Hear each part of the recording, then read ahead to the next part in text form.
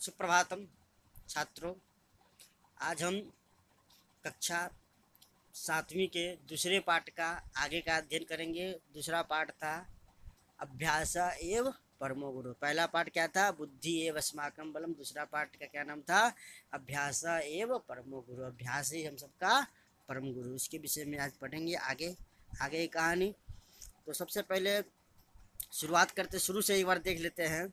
कश्चित बाला आसीत, यानी कोई बालक था। स बंग प्रदेश से एकस्मिन विद्यालय पठति स्म। वह बंगाल प्रदेश में, बंग माने बंगाल प्रदेश में एकस्मिन विद्यालय में पढ़ता था। स अतीव जिज्ञासु आसीत, वह अतीव जिज्ञासु था। परंतु स पठने कुशल न आसीत, परंतु वह पढ़ने में कुशल नहीं था। स यत् पठति तत् विस्मरति स्म, वह जो पढ़ता था सो भूल जाता था। स पाठना तस्य उपहासम कुर्वन्ति स्म, स पाठी उसके मजाक उड़ाते तो उपहास करते थे। स चिंतयति, वह सोचता था, कौन? बालक। किम अहम मूर्ख अस्मि, क्या मैं मूर्ख हूँ? किम मम भाग्य विद्या न अस्ति, क्या मेरे भाग्य में विद्या नहीं है? परंतु अहम तो पठितुम इच्छामि, पर लेकिन मैं तो पढ़ने के लिए इच्छुक हूँ। मैंने बताया था पठितुम तुमन प्रत्यय। तदा किम कर्तव्यम, तब क्या करना चाहिए? तब्यत प्रत्यय। किम कर्तव्यम? एकदा स मार्गे एकम कूपम अपश्यत, तब एक बार वो अपने मार्ग में कूप यानी कुएं को देखा। कूपस्य ऊपरी एक घटा आसीत, कुएं के ऊपर एक घड़ा था। स घटस्य अध एक गर्तम अपश्यत, वह घट के नीचे एक गर्त को यानी गड्ढे को देखा। स अचिंत्यत, उन्होंने सोचा, ये इमं सुंदरम गर्तम क निर्मितवान, यह सुंदर गर्त यानी गड्ढे को किसने निर्माण किया है? स मातरम अपेक्षत, वह माता से पूछी, माता अहम कूपे घटस्य अध एक गर्तम अपश्यत, मैं कूपे यानी कूप में घटस्य अध घट के नीचे एक गर्त को देखा है। तम गर्तम क निर्मितवान, वह गर्त को किसने निर्माण किया? गड्ढे को किसने निर्माण किया? माता अवदत, माता बोली, किससे? पुत्र से। यहीं तक हुआ था, इसके आगे आप सुनिए ध्यान से। पुत्र, माता बोलते क्या?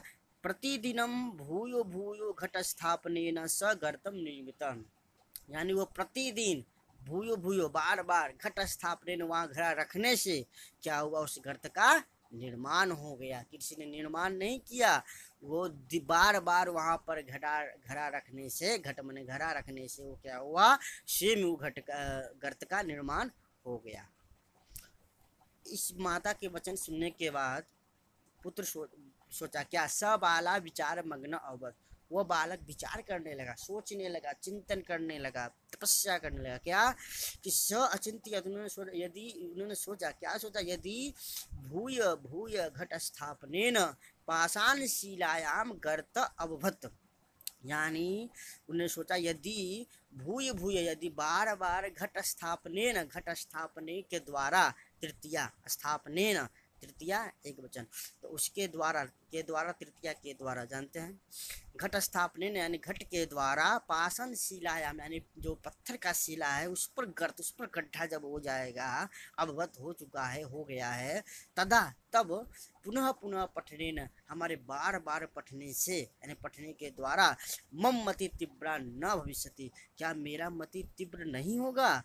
इति विचार्य स विद्याभ्यास संलग्न अवगत, इस विचार सोचकर कि जब घड़ा बार बार रखने से पाषाण शिला जो गड्ढा हो सकता है, गर्त बन सकता है, तो हमारे बार बार पढ़ने से, प्रयास करने से क्या मैं बुद्धिमान नहीं बन सकता हूँ?